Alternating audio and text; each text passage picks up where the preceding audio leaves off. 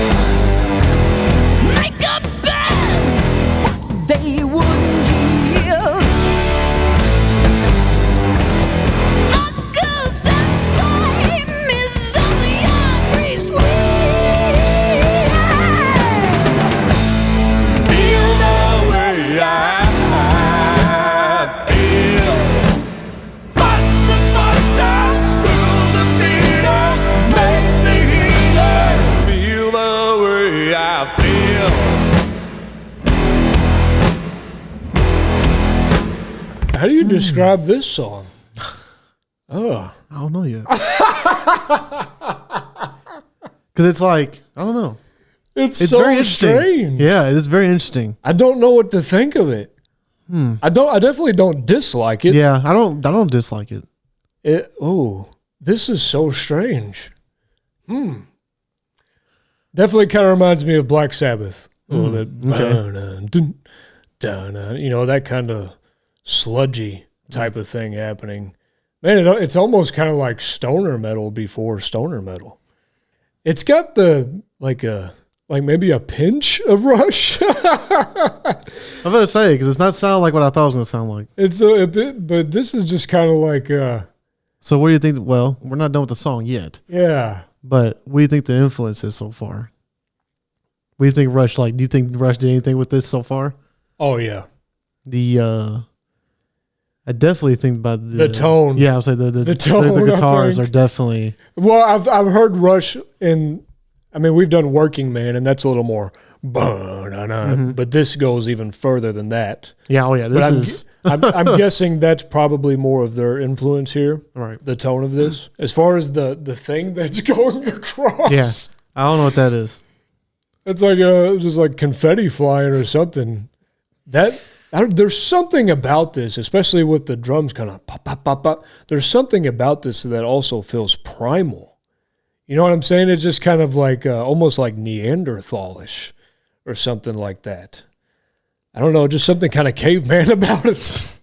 I don't know. It's kind of like a basic blues thing as well, though. Na, na, na, na, na, na. So yeah, this is kind of all over the place, and I think that's kind of what's throwing me off. Is like I hear like a lot of different genres and moods in this already, and I feel like even the vocals, like I wouldn't say they're not matching the music, but it's definitely kind of like I don't know. It's very hard to describe. Well, I think what threw me off whenever you go from the Kim Mitchell and then you go to Getty, and Getty's voice is way different than Kim Mitchell's. Like it's like way different. Like he has like the more grindier voice, you know, the deeper grindier voice, and then Getty has the nasally. yeah. It's like how does that work? And then they sing together. I'm like, I guess it's not bad. Oh, okay. It's not bad.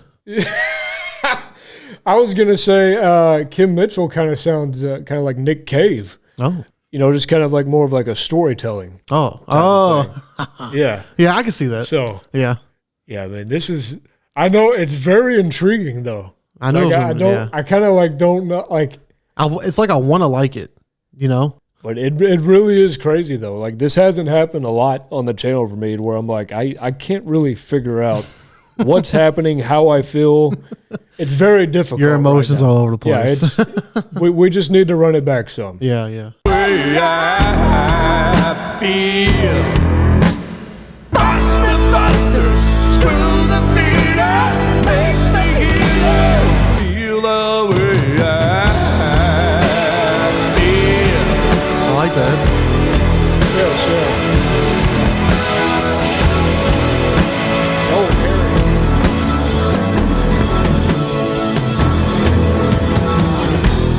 Try to understand the white man's fears.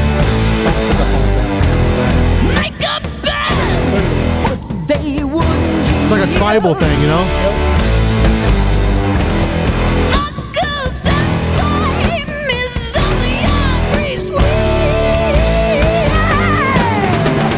Feel the way I feel. Busters, screw the beaters, make the healers feel the way I feel.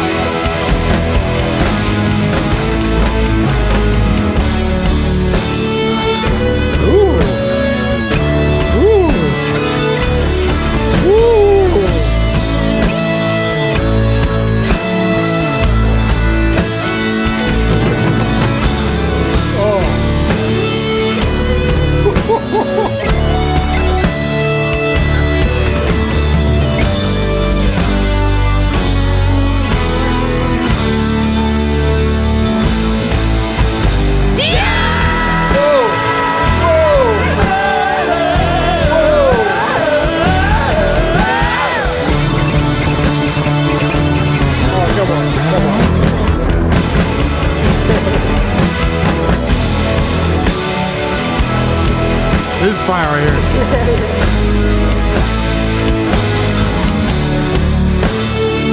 Man, that right there is fire.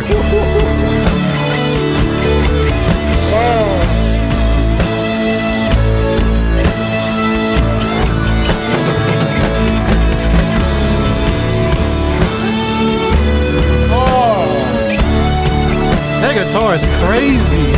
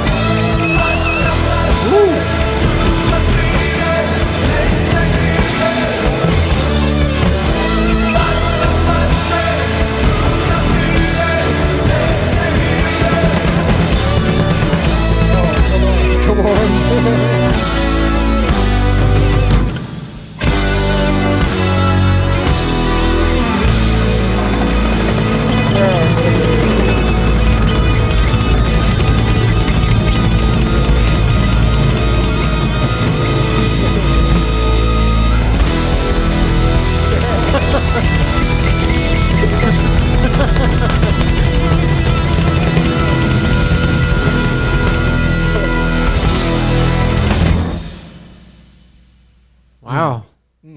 Just for the ending alone. Yeah, yeah. Yeah, I mean, come on. Yeah. Come on. Yeah. Come on. There was Rush. Yeah. There they are. Once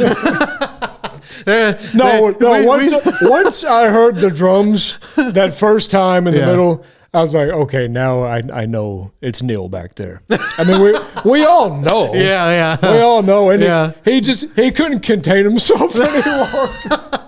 He's like, do you know who I am? Just Yeah, literally. Let me go. Yeah. Enough of this. Start going in. Yeah, but I don't know if that was a dual solo or if that was Alex Lifeson or whoever, Kim Mitchell. I'm not sure. That was fire. Yeah, that was fire. Whoa. Yeah, that was fire. Whoa. Whoever so had- much emotion. Yeah. That was really good. That pitch was insane. Yeah, that whatever tone that was fantastic. That was fire. I wanted that to go forever. That's what I said. I don't know why they came back. Keep them out. I said you can literally play this out. I was hoping they were going to play it the rest of the way. I was like, man, that sounded like Rage Against the Machine. Yeah. Like Tom Morello. I don't think I've really heard that before. Man. That was, wow. That second half of that song was just incredible. Yeah, I'm not gonna lie. That saved it for me. That second half was that put it over the top for me. I feel 'Cause like I was on the edge. The first, I was on the first half was good. I was just like, I don't know, like I like this, but there's something in it that I can't really figure out. Mm-hmm. And I think what it is just because it is kind of more of a slow type of thing. You know, with Rush, like we've kind of heard that, but not really. not much. Yeah, And just the tone that was happening along with it was just very abrasive. So it was kind of like, you know, what am I really listening to here? Mm-hmm. And then you have two singers that really, like they're good singers, but they're specific tones. yeah, exactly. And I think that kind of like threw me off as well. It's like I like it, but it's like I don't know. I guess because it's two guys that really aren't a singer, if you will, and they're sitting here harmonizing it. That kind of like took a little getting used to, and honestly didn't really care for that for most of the song. Even when they came back and made it huge, I really didn't care for just the voice leading in here in general. Like I think they did a good job, especially like to their capabilities. Yeah, It's just not my type of tones. So I think that was really kind of the only thing I really didn't care for was the vocals in this. But I got used to the groove, and then it just got better and better and better. The solo, the drums just going insane. Yep. They just did it the right way. And then the big finale. Yeah. The fireworks just went off. Yeah. So, and then again, it's a little, again, there's something like primal, like, even like almost a little paranormal happening in this. It's just a lot. And I think at first it was just like, I don't know. But it's an intriguing soundscape as well. So, this is one I might have to listen to a few times to really capture how I feel about it overall. But I would definitely come back to this song because it rocks and it's a little strange. It's kind of like it's Rush, but not really at the same time. Generic Rush. Yeah, but then like they remind you like, no, we were in this song. Yeah. We got you for a long time. Maybe it was somebody, with our mask on or something. This might be like a Scooby-Doo situation. It's really us. Yeah. But like by the time the song ended, it was like, no, it was us. But we're just like that. We're just like that. We can make you think a totally different way. So, I just thought it was just a fantastic song. Don't care for the vocals, but other than that, this was really intriguing. It got better and better. And it's really a unique song. Like there's just a lot of things happening in here that you wouldn't think mesh, but they somehow do. And again, after a first listen, I still don't even really have a final conclusion, but I know that I'm going to come back to it again and again and again. This I guarantee you this song will kind of be one where it's just like a funny movie. Like the movie Napoleon Dynamite. I think it's really funny, and a big reason for that is because every time you come back to it, I find something new to laugh at. Like even the things that weren't supposed to be funny, kind of deadpan type of stuff. Like it's like, oh, you watch it again, you're like, that was funny. I just never really noticed before. And I think that's how this song is going to be. Like every time you come back, you're going to be like, wow, what was that? What was that? What was that? That was a big moment. I love this and that, this and that. I didn't really know what was happening here, but I want to find out again. Yeah. So you'll find something new every single time. So for that reason alone, I thought this was excellent. And I can see why you guys, for a long, long time, wanted this. This was one of the more intriguing songs on the channel, in my opinion. But overall, it rocks out. Yeah, it's going to playlist for me. I think that, I do agree with you about the vocals. I just don't think they matched. I don't think it was a... Too much of a stark difference for you, maybe? Yeah, it's because, Kim gave me a certain vibe at first. And then Getty comes in with like a whole different like arena of vibes. It's still dramatic, but it's and he has that voice that I don't really care for when people can go overboard and they sound like that at the same time. Yeah. Now we've had plenty of singers like him that I've liked. Don't get me wrong. But if it's, I just feel like I like the Kim guy's voice better. He's more of my vibe, and I liked how he was saying or he was singing to the song better. Yeah. It wasn't the best, don't get me wrong, but it just matched. I feel like it matched the song better in my opinion. Even the way he was saying, feel the way I feel. His voice sounded better saying than Getty's did. Yeah, that was kind of like that kind of reminded me of like Glenn Danzig. And I'm assuming the bust up, bust up, I'm assuming that's the chorus. Because they said like multiple times. Yes, yeah. Well, because they don't say it on here. Yeah, I'm not really 100% sure, but that's what it sounded like. Yeah, so, and like, the lyrics really didn't pop out to me as much, so that the lyrics wasn't that much for me. But whenever the second part came in, Rush took it home. Like you could just tell that was fingerprints that was are all over that crime scene. Crazy. They literally just took it over, and I'm telling you, the tone of that one guitar, I don't know who the heck is playing it. Dude, I could listen to that the rest of the time. That's all I needed to hear. And I'm so glad they that was most of the song. Like you guys once you listen to it was probably 2.5 minutes when they started doing that. So they had like another almost 3 minutes of just them playing the instruments pretty much. Yeah. And that's all you could hear. Because once they came back, I didn't really care for it. I was just like, you kind of just stay quiet. Because I like what I hear already. Look, I'm just being honest. I like what I was hearing. Yeah. That's all I wanted to hear because that was fire. It was just fire. And I don't know if Getty or Kim did ever say if they played instruments or anything? Did they play any guitars or? Oh, Getty had to be playing. Getty bass. was playing Did you hear one? the bass? Oh, it yes, had to be him. Yeah, that's true. But I think it's, to me it sounded like Lifeson was playing, but it was also other guitars as Okay. well. Obviously, yeah. Well, yeah. So whatever. So I just really feel like that whenever that came in, that just really switched the song around for me. Because at first I was teetering with it. Because, like I said, I wasn't sure about the beginning of it, but the second part just he's like, oh yeah, It sounded you so, gotta add it. That guitar sounded so heroic. Yes, it's not like I was listening to a story, literally. Like it honestly kind of was like video game-ish Yeah, to me. That's why I said like it kind of sounds like Tom Morello before Tom Morello, which is crazy. I never thought I would really hear that before. I mean, I know like he got a lot of influence from like Jimi Hendrix and stuff, but like that particular sound right there, I was like, whoa, that's so Rage Against the Machine. Mm-hmm. So yeah, I could see how this song could have been a big influence as well. You know, Yeah. because it really does.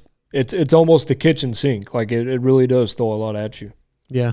So yeah, so for me, it's definitely on the playlist, and I can bear the beginning enough to get to what I want to hear, and then just rock out to the rest. Yeah, you'll get used to it. Yeah. yeah. So yeah, overall, it's a good song for me. It will make the playlist. I didn't really care that they came back either. It was just kind of like, oh, you're back. Thanks. That's what I'm saying. Like it's just like, I do appreciate it. I do think it was necessary for the song though, because that was like the biggest one yet, right? Right. Like that was the loudest. like you said, yeah. the grand finale. Yeah. Exactly. And I think that's because I'm pretty sure this song just seems like it's just about, protest. Mm-hmm. Like just really everything you can think of because there's so many examples here. So I feel like that was like the ultimate, like screw you type of thing at the end. So I think it was necessary for that reason. But yeah, there's a lot I can come back to this and be like, oh, I didn't even pay attention to that the first time. So like you mentioned, like I said, I was just so intrigued by the guitar. You mentioned the drums. I only heard the drums like maybe here and there. I was just wanting to hear that tone so much that like I just kind of canceled out a lot of other things, I mean, I heard the drums a couple times. I mean, those run-ons, he was eating that alive. It kind of sounds like again like a Rush remix, like somebody, Yeah. like let's just fix this up a little bit. Yeah. But I think the reason why these collabs like rarely fell on the channel is because whoever the bigger artist is, take over. Well, that is true. That can happen. Yeah. But I think it's because they know who deserves it. Like, can this person, is this really going to work? Right. Like, I think all they need is just like a few examples. Like, once they hear something, they're like, this is going to work or it's not. Yeah, right. I feel like most of them, they make those decisions and they pay off. I mean, look at all the collabs that have succeeded, and like you would never think they would mesh well together, but it happens. Yeah. So I think once you hear somebody play something for you, you're like, okay, that's going to work. This is one of those head scratcher songs where it's going to take more time down the road to really form a final opinion, but I'm going to rock out to it. I can promise you that. Oh, yeah. That's it, guys. Don't forget to drop a like, and as always, please tell us your views. Thanks for subscribing and clicking that bell. Peace out.